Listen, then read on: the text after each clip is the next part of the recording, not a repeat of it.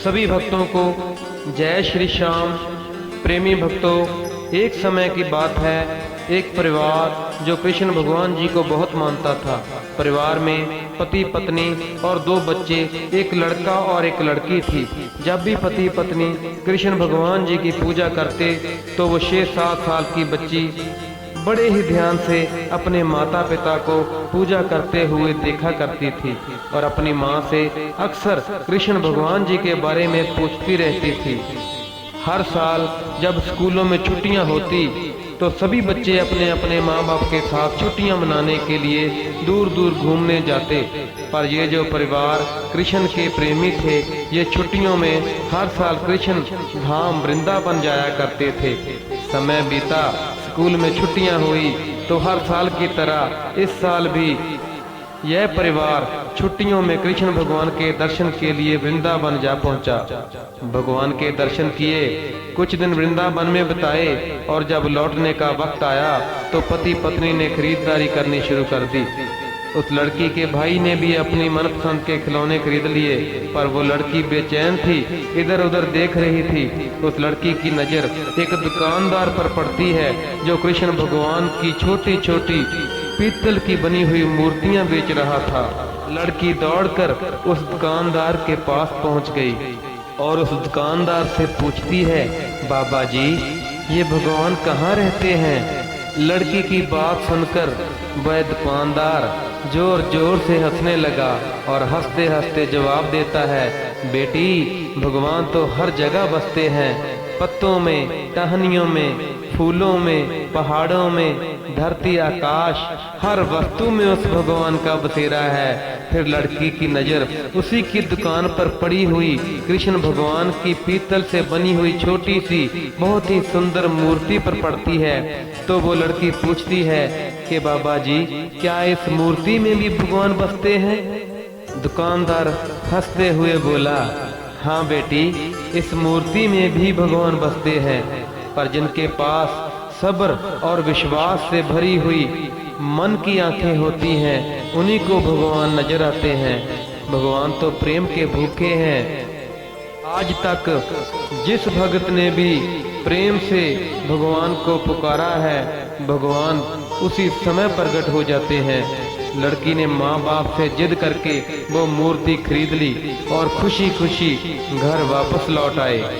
अब उस लड़की का उस मूर्ति से इतना प्रेम हो गया कि हर वक्त मूर्ति को देखती रहती थी। हर रोज भगवान की मूर्ति को स्नान करवाती, भोग लगाती और फिर खुद खाना खाती थी।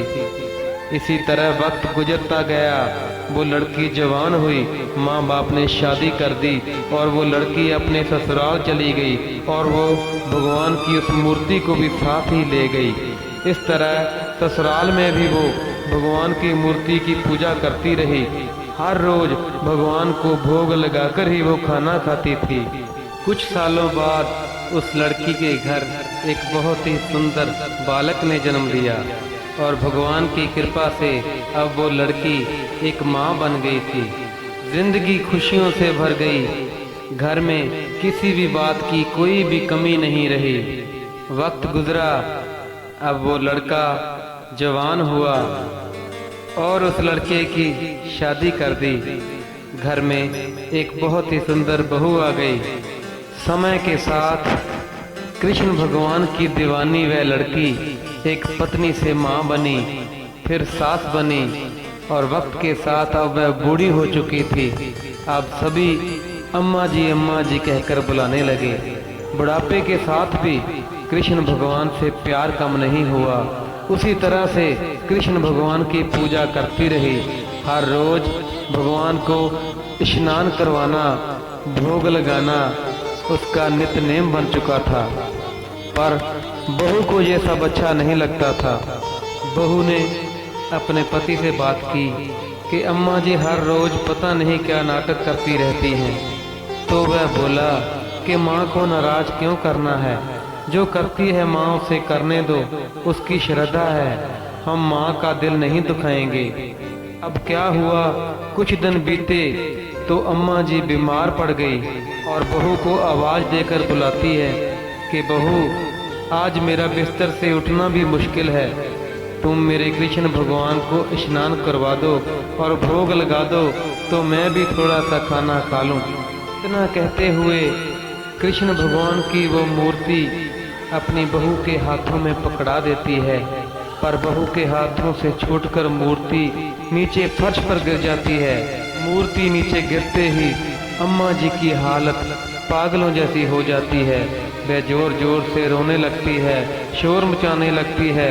हाय मेरा श्याम, हाय मेरा श्याम, बहू ये तूने क्या किया, ये क्या कर दिया तूने।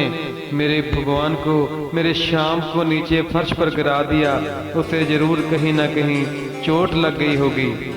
हाय मेरा श्याम, हाय मेरा श्याम।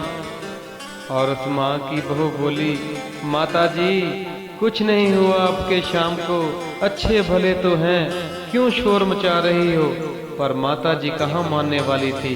रो रो कर सारा मोहल्ला इकट्ठा कर लिया। सभी को लगा कि ये बुढ़िया पागल हो गई है, इसे मेंटल हॉस्पिटल भेज दो। लोगों ने भी बहुत समझाया, पर वो माँ मानने को राजी नहीं थी, बस रोए ही जा रही थी। शाम शाम की रट लगाए हुए थी। हाय मेरे श्याम को चोट लग गई है, कोई डॉक्टर को बुला दो। मेरा श्याम कुछ बोल क्यों नहीं रहा। इतने में काम से बेटा भी घर वापस आ जाता है। जब बेटे ने इतनी भीड़ देखी, उसने भी बड़ा समझाने की कोशिश की माँ को, पर वह माँ मानने को राजी नहीं थी। बस यही रट लगाए हुए थी कि मेरे श्याम को चोट लग गई है, बस डॉक्टर को बुला दो। एक ही जिद पर अड़ी हुई थी। फिर किसी ने उस माँ के बेटे को सुझाव दिया कि माता जी की तसल्ली के लिए किसी डॉक्टर को बुला दो, क्या फर्क पड़ेगा। जितनी देर यह डॉक्टर के मुंह से नहीं सुनेगी कि इनका श्याम बिल्कुल ठीक है, उतनी देर ये माता जी चुप नहीं बैठेंगी। तो लोगों की बात मानकर उस माँ के बेटे का एक दोस्त डॉक्टर था, उसको बुलाया और उसको सारी बात समझा दी कि मेरी माँ एक मूर्ति से प्रेम करती है और वो फर्श पर नीचे गिर गई थी, और उसको इतना बोल देना कि तुम्हारा श्याम बिल्कुल ठीक ठाक है, इसको कुछ नहीं हुआ, तो मेरी माँ को तसल्ली मिल जाएगी। और माता जी के बेटे की बात मानकर डॉक्टर उस माँ के पास आ जाता है और माता जी के पास आकर बोलता है, माता जी दिखाइए आपके श्याम को क्या हुआ है। और उस मूर्ति को अपने हाथों में लेकर बोलता है, माता जी आपके श्याम जी बिल्कुल ठीक ठाक हैं, इनको तो कुछ भी नहीं हुआ, अच्छे भले तो हैं। माता बोलती है, अरे तुम कैसे डॉक्टर हो, कैसे बोल रहे हो कि मेरा श्याम ठीक है, इतनी जोर से नीचे गिरा था, अच्छी तरह से चेकअप करो इसका, मेरे श्याम को जरूर कोई ना कोई अंदरूनी चोट लगी होगी। डॉक्टर फिर बोला, अरे माता जी आपके श्याम जी ठीक हैं। डॉक्टर की बात सुनकर माता जी को फिर गुस्सा आ जाता है और गुस्से में बोलती है, अरे कैसे डॉक्टर हो तुम, ये कानों में लगाने वाली मशीन किस लिए रखी है, इसे कानों में लगाकर चेक करो अच्छी तरह से, तभी तो बीमारी का पता चलेगा। माता की बात मानकर डॉक्टर ने अपना स्टेथोस्कोप कानों में लगाकर जब मूर्ति को चेक किया तो वो डॉक्टर एकदम चौंक जाता है। माँ का बेटा पूछता है कि डॉक्टर क्या हुआ। डॉक्टर ने फिर स्टेथोस्कोप को कानों में लगाकर जब चेक किया तो डॉक्टर की आंखें खुली की खुली रह गई, होश उड़ गए उस डॉक्टर के, शरीर कांपने लगा। कभी वो उस बूढ़ी माँ की तरफ देख रहा था और कभी उस मूर्ति की तरफ देख रहा था। वह डॉक्टर सोच रहा था कि ये कैसे हो सकता था, क्योंकि उस माँ का प्यार ऐसा था कि उस पीतल की मूर्ति में भगवान का दिल धड़कना शुरू हो गया था।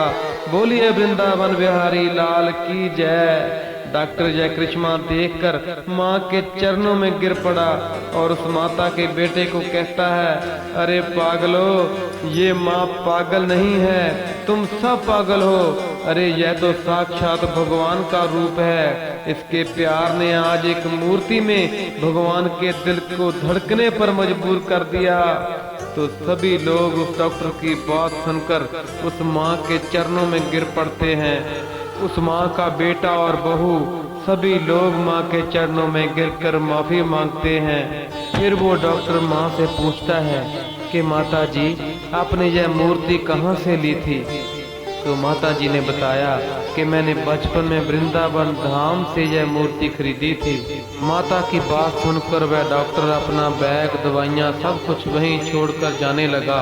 तो उस माता का बेटा पूछता है कि दोस्त, कहाँ जा रहे हो? तो डॉक्टर बोलता है, मैं कृष्ण धाम वृंदावन जा रहा हूँ, उसी भगवान के दर्शन करने के लिए जा रहा हूँ जो अपने भक्तों की लाज रखने के लिए कुछ भी कर गुजरते हैं, जो अपने भक्तों को इतना प्रेम करते हैं, उसी के दर्शन करने के लिए जा रहा है और अब उसी भगवान की पूजा करके सारी जिंदगी बिताऊंगा। फिर वो डॉक्टर कृष्ण का भक्त बन गया। माता जी के बहू और बेटा भी कृष्ण जी के भक्त बन गए। बोलिए वृंदावन बिहारी लाल की जय। सभी भक्तों के चरणों में हाथ जोड़कर विनती है कि ऐसी ही सुंदर कथाएं सुनने के लिए हमारे चैनल को सब्सक्राइब, लाइक और शेयर करना ना भूलें और कमेंट कर जरूर बताना कि हमारी कथाएं आपको कैसी लगती हैं। बोलिए वृंदावन बिहारी लाल की जय। जयकारा पौना हरि जी का बोल, साचे दरबार की जय।